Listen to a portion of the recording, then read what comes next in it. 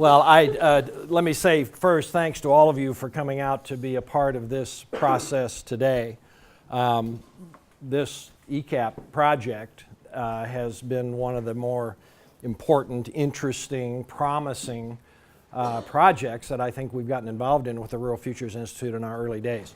Many of you know a lot about the Rural Futures Institute. Some of you may know nothing about it, so I'll try to meet in the middle a little bit here this afternoon. You have on your on your tables this little flyer that actually we put together for use with some legislators recently that tells you a bit about us, and I'm going to touch on a lot of things in there. Fundamentally important for your understanding of the Rural Futures Institute is to know that it is a statement by your University of Nebraska at its top reaches, that being the president of the university and the Board of Regents, who have, in the creation of this institute at the end of 2012, said rural matters. Rural communities are a critically important element of our economy and our society in Nebraska, but also that we believe strong rural communities are an important part of the fabric of the High Plains, and by the way, the United States as a whole, and by the way, for countries around the world. This was a decision not made lightly by the leaders of the university. It was as a result of really looking at the rural-urban divide and the opportunities for not only rural communities but rural people around the world, and saying we believe there should be a place on this planet that perhaps can draw together the broadest array of resources in history to try to influence the trajectory for rural people and their communities moving toward a preferred future. So that is our charge. It's not a small one. And it does represent a significant commitment on the part of the university to say this is not just something we're going to do at UNL. This is going to be a university-wide effort. It was made clear by the president to the chancellors at UNL, UNO, the Med Center, UNK, the dean at the Nebraska College of Technical Agriculture, that we're all in this together, and that there is an expectation that faculty, staff, and students on all the campuses will be involved in this effort in one way or the other, and so that's the direction we've headed.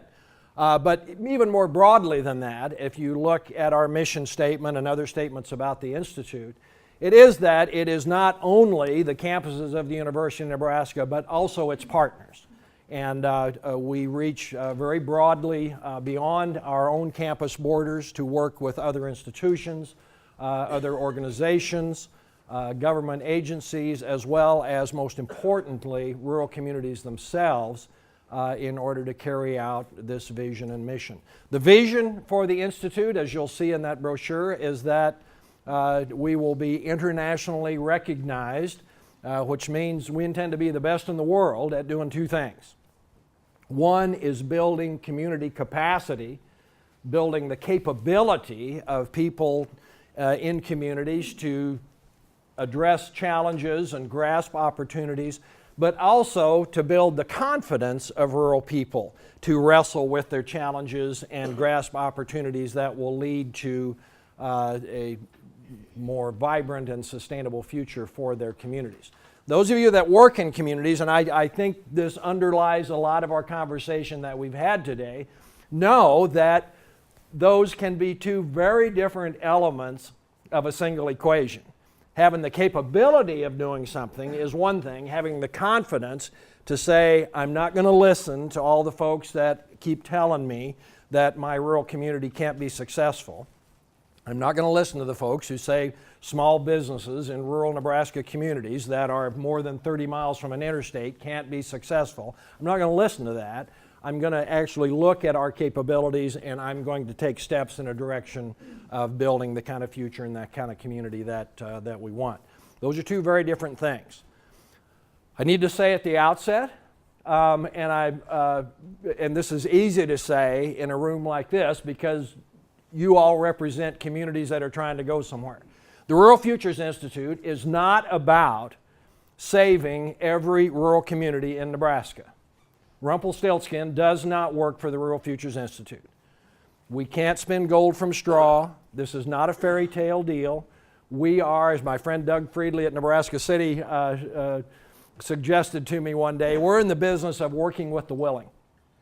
We're in the business of identifying, encouraging, supporting in any way that we can leaders like you from rural communities who have said, we're not okay with where we are.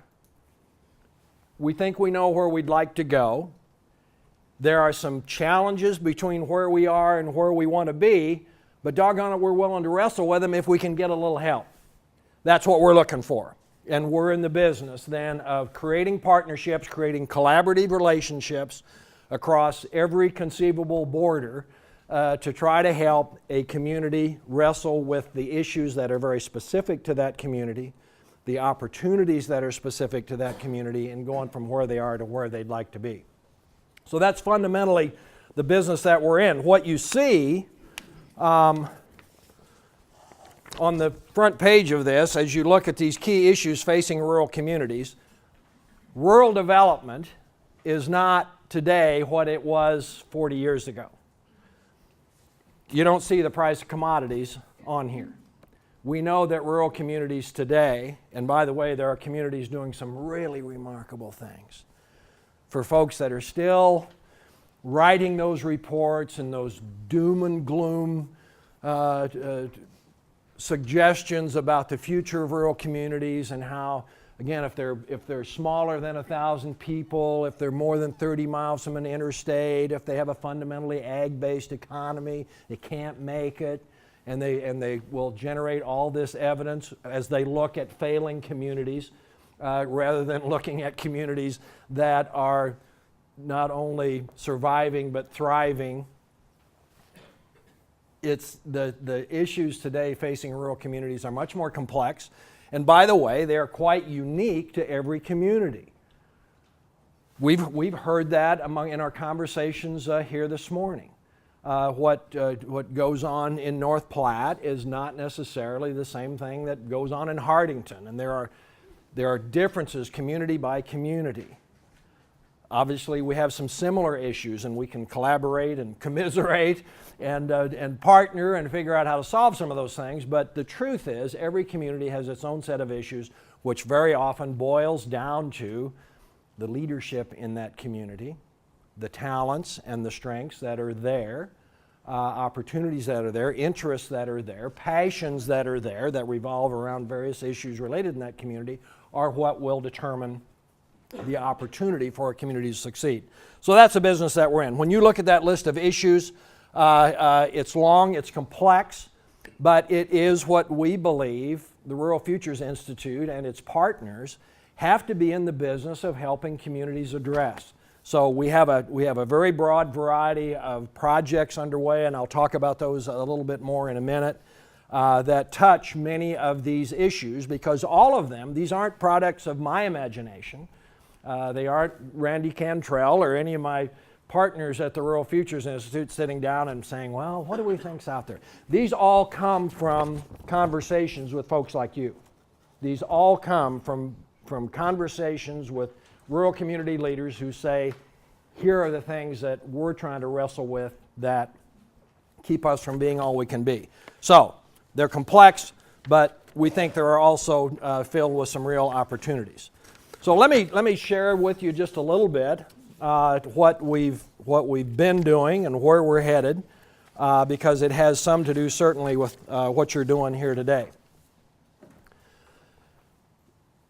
We are still very much a startup enterprise. You need to understand that. There are 4 full-time people, 5 now, at least as of May 1. We just named a new associate director for the Institute, who's familiar to many of you. Dr. Connie Reimers-Hild has been is longtime extension educator, has for 10 years been involved with the Kimmel Education and Research Center at Nebraska City. Connie is a very experienced professional in doing the very kinds of things that we're talking about here, helping entrepreneurs, helping drive creativity in small communities, driving innovation. And we're delighted to have her coming on board as of May 1. She will continue to have a partial appointment with Nebraska Extension, and it will be a direct connection for us with the Community Vitality Initiative that is such an important part of Extension's role today. So very much a partnership enterprise, but we're a startup. And we have 5 of us, counting Connie, coming aboard that are full-time. We steal some time from experts like Randy Cantrell, Rachel Herpel, with whom we share with the Doherty Water for Food Institute, Jessica Shoemaker, that we share with the College of Law. We have some of those relationships going on, but we're still very much in a startup mode. Well, I felt when I came on board that it was critically important that this institute, though we are a very small team at this point, not get into the business of first trying to build a bigger staff and a bureaucracy that Mylan helped me get so good at back in the old days, but not building this team and getting into a lot of theoretical notions about programs that we might apply to rural communities broadly as though they were all alike, but instead we find a means by which we could work with communities on the ground, begin projects, begin collaborative projects that indeed are rooted in folks in rural communities saying, here's something we're wrestling with, here's something we're trying to solve, can you help us? So we have a grants program underway, and again, as I said at the outset this morning, one of those grants supported the development of this ECAP project, and they all are designed to try to learn something. We have 2 different kinds of this. We're just getting into our 3rd year of these grants. They come in 2 forms. Our research and engagement grants are typically for a 3-year period. They were $150,000 the first year, $100,000 going forward. And we have teaching and engagement grants that are typically 2 years that are, again, more focused upon direct learning opportunities, a lot of service learning projects, working directly with communities. This gave us an opportunity in a competitive grants program to get things going on the ground, solving some, wrestling at least, with some real world problems in communities, dealing with people face to face on the ground and trying to make something happen from which we could learn. And then as we build our structure, if you will, for the Rural Futures Institute, we know that we're doing it based upon what we hear from communities. And we know that we have communities engaged in guiding us on our priorities, and I'll talk about that here in just a moment. So what we have going on today, I think you have in this brochure, yes, over on this page, where it describes that grants program. This is that pie chart gives you a look at where our priorities have been growing out of those grants. The largest area of our focus is in economic development, small business development, entrepreneurship education, helping to generate, to the degree that we can, genuine economic activity in rural communities. Again, we know that there's no miracle here, and if we don't place our highest priority on the issue of generating economic activity, we can't do all the other things. Poor people don't build better schools, they don't build better roads. We have to create genuine opportunity for young people that might want to return to the community, helping businesses that are there grow. If we aren't doing those things, the rest of it doesn't matter. So we've got 7 projects going on there today. Second largest area is in the area of healthcare. We do a lot with the University of Nebraska Medical Center, but our work there ranges from helping to recruit docs to rural communities to looking at the shortage of mental health care workers in rural areas, to a lot of different public health issues, including encouraging students to get interested in rural health care professions, public health professions, and it's sometimes a surprise to folks who think of the Med Center as those huge, beautiful buildings full of world-class technology and Ebola patients in Omaha, you need to know that particularly under the leadership of Dr. Jeff Gold, who is the new chancellor at the Med Center, but Jeff didn't make a sea change. He's had a lot of faculty at the Med Center that have had a rural focus for a long time. But Jeff Gold, I will tell you, even though he dresses like a New York lawyer and is one of the more sophisticated administrators I've ever met, he has a real heart for rural communities and rural healthcare systems. He not only has a heart for them, he understands them. He understands not only the technology that's required to make them work, comes from long experience in Ohio on this front. He understands the technology that's necessary. He understands the business model that's necessary to make rural healthcare systems work. He understands the role of a world-class medical center like they have at UNMC and its connection to rural communities. And it's a very powerful thing that we have going on here in Nebraska, and a lot of people don't recognize that's really going on. We may be the best place in the world to be sick in a rural community and be tied to genuinely world-class practitioners in Omaha that can take care of you in a hurry. It's pretty cool. So anyway, we have a number of projects going on in the healthcare arena. Another area where, again, many of you have been involved is in the whole area of leadership and civic engagement. Going back to when we started the Heartland Center in 1986, again, midst of the ag crisis, and we're reading all these reports about how rural communities can't make it and they're all going to die, and you're too little and you're too close to the interstate. We did a little study, and Mylan led that, went out and looked at, we thought maybe there was some value in looking at communities that were doing okay and studying why they were doing okay, a little of the Don Clifton model, versus looking at communities that were failing and deciding we know why that is. So, studied a number of communities. Fundamentally, this resulted in the 20 clues to rural community survival that many of you have seen. It's been used. It then led to the starting of the Heartland Center that's now worked in 35, 38, how many states? About 40 states over the years since. Fundamentally, it was this. It didn't matter how close you were to the interstate. It didn't matter whether you had 1,000 people or 500. It didn't matter if you had an ag-based economy. What mattered was leadership. So we know that encouraging the development of leadership in rural communities today, the encouragement of young people to develop leadership skills, take on leadership responsibilities, is a critical factor in creating strong rural communities going forward.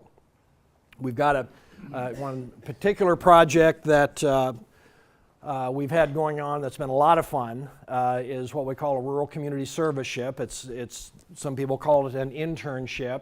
I think that's a misnomer because we are putting young people, college students, in communities, and they are not making coffee and making copies.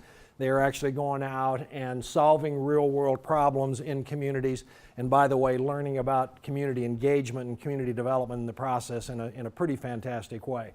And we can talk more about that if you want as we go. Fourth area that where we've concentrated some effort is in the whole area of community planning and community marketing. The Marketing Hometown America project that you heard some about through the course of our conversation today is one we're very proud of. It's won 2 national awards, I think, Connie and Randy, and certainly has captured attention all across the country as we have learned how to help rural communities market themselves to those audiences of young adults, young families that are looking for rural communities where they can come get involved and make a difference. One thing that we know, I mean, for people who look at this whole notion of trying to change the trajectory for rural communities, and I get the folks that want to come up and do a chest bump and tell me how stupid this is and how I must not understand macroeconomics and blah, blah, blah, blah, blah, blah, blah, blah, blah. I'm sorry, that was a great line 25 or 30 years ago. The truth is, today, we know, we count them, we poll them, there are young adults, young families across the country, and by the way, beyond our national borders, who have launched their careers in urban settings, New York, Hong Kong, Chicago, LA. They've done great.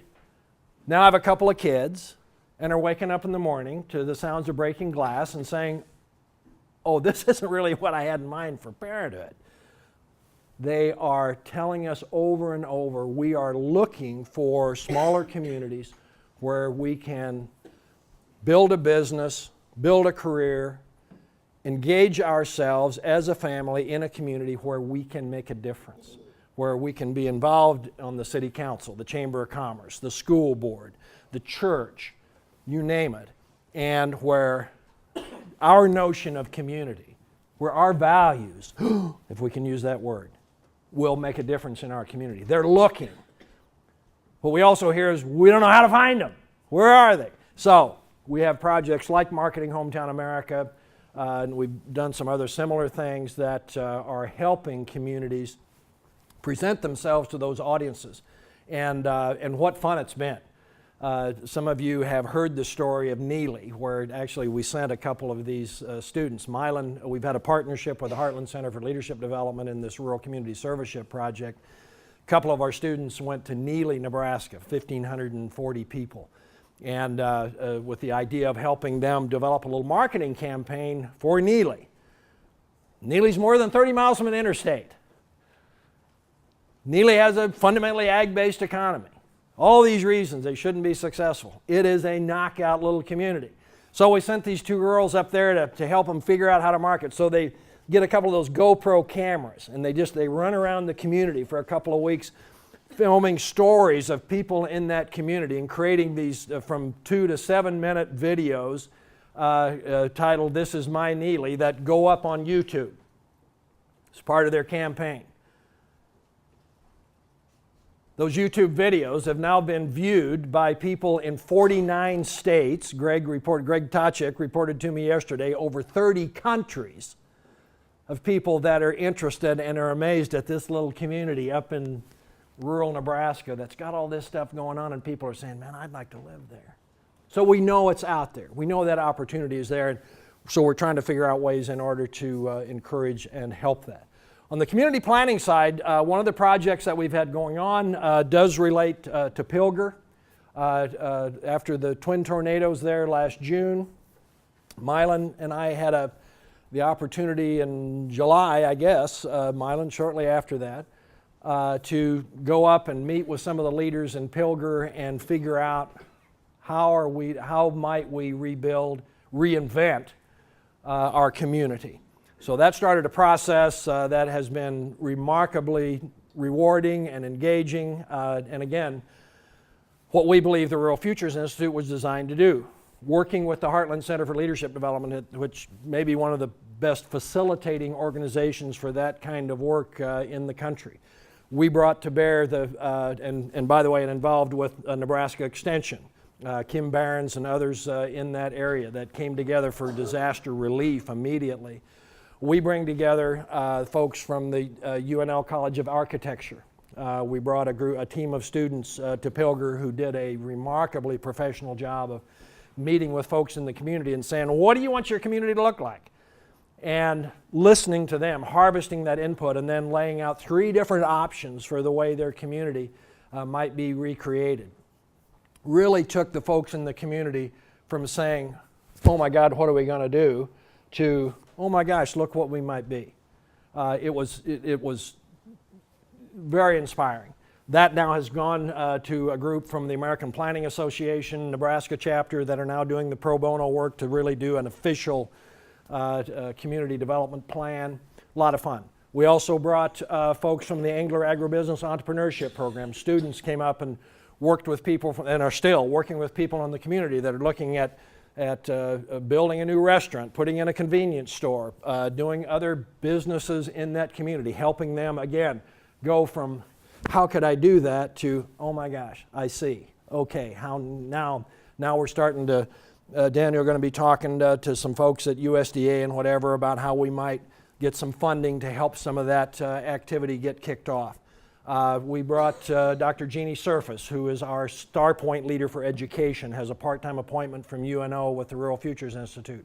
Jeannie came down and helped the folks there think about, what are we going to do about our school? They're losing their school. It was blown away. It is not going to be replaced. But now they're able to have a conversation about how could we create a distance learning center in Pilger? How could we create an opportunity for early childhood development, for distance learning opportunities for kids that are having trouble in school?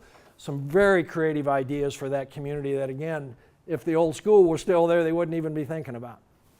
That's the kind of thing we're trying to do there. We also have projects going on relative to the justice system, looking at the differences in the way the justice system works in rural communities versus an urban community.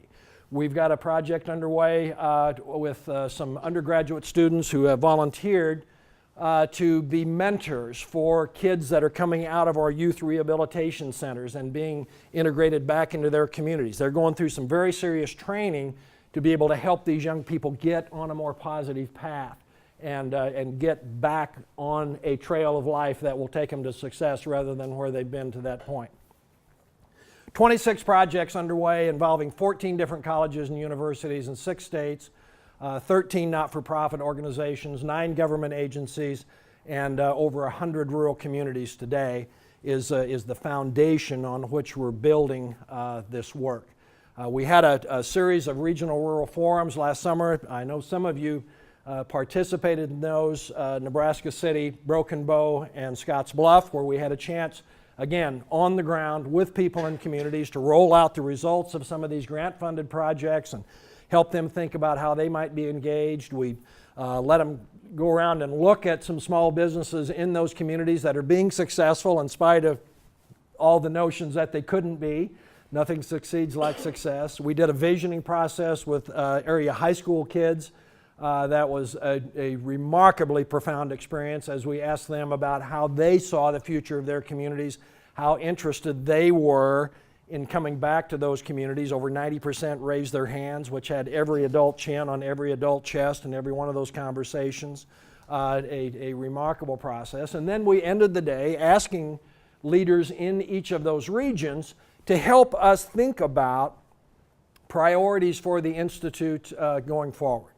And that is a process that we're going to repeat over and over and over, making sure that as we make decisions about personnel, about allocation of our resources, about our grants, that we are always listening to people in rural communities, mostly in Nebraska right now, but there is a vision that will expand regionally, nationally, globally over time, but we want to make sure everything that we do starts with people in communities. I'm about out of time. I yacked longer than I thought. I'm going to let me close with 2 things. Number 1, I hope you will mark your calendars. No, 3 things. Number 1, one thing that we heard several times this morning I didn't want to fail to say, we talked about the challenge of getting young professionals engaged in your communities, in activities, leadership activities. Note in your brochure, I believe there's a deal in there about connecting young Nebraskans. This is something that we sponsor at the Rural Futures Institute. It had started when we got this thing kicked off. I thought it had some rather remarkable promise. We now have over 500 young professionals outside of Lincoln and Omaha across the state, and if you looked at the map, it's as neat a distribution. Randy, you would love this statistically. The distribution of these young professionals across the state is terrific. And it's an organization with no structure, no dues, but it provides an opportunity for those young professionals to engage with one another, to collaborate, to commiserate, engage in some professional development activities. And we see it really making a difference. I'm telling you, the survey feedback we get from them on their experience is powerful. If you have interest, let me get you connected with Kayla Schnelly on our team and get some of your folks involved. It's a difference maker. Second, I want you to mark your calendars for October 21 to 23 for our next National Rural Futures Conference that's going to be held on Innovation Campus in Lincoln this year. We will have a remote site at the Nebraska College of Technical Agriculture in Curtis, where you can also attend. And we're considering some other options in terms of remote sites, but we're kind of learning as we go. But this is going to be a tremendous opportunity to see some real-world results relative to rural community successes, some opportunities to talk to some genuinely global leaders who are thinking about these issues, and an opportunity to have some real fun. Final thing I want to say to you, and it relates some to that conference and one of our speakers. One of the things that you see, I think, on the back of this is this whole business about hope inspires vision. The whole matter of hope, when we talked early about building community capacity as well as the confidence of rural people, those are two very real challenges. And by the way, the confidence side is harder than the capacity side. But we know that hope is the critical issue. So we're spending a good bit of time, and if you come to the conference, you're going to have a chance to hear Dr. Shane Lopez, with whom we're working quite a bit right now. Shane is a senior scientist at Gallup. He's on faculty at the University of Kansas. He has dedicated his life and career to the study of hope. And we know 4 things from his work. One is that hope matters, whether you're a person dealing with a life-threatening disease or a business facing a downturn or a community like Pilger that's had 75% of its property blown away in one night. How you feel about the potential on the other side of that mountain really does matter. Second, we know that hope can be learned. We know that hope is a choice. We know it's not something that just rains down upon you, not something you're born with. It's something that you can choose. And we know that hope can be learned. It is a teachable quality. And fourth, we know that hope can be shared. We know that when we have that small circle of leaders in a community who have decided we can get from here to there, we don't know exactly how, but we think we can, we know that that circle grows and grows. We heard that in some of the conversations this morning. So that's the business that we're in. We're delighted to be engaged with projects like the ECAP process, where we really have a chance to discover some new ways of doing things that you're proving works, and you've identified some things that didn't work and that we fixed along the way. It's a delight to be associated with winners. So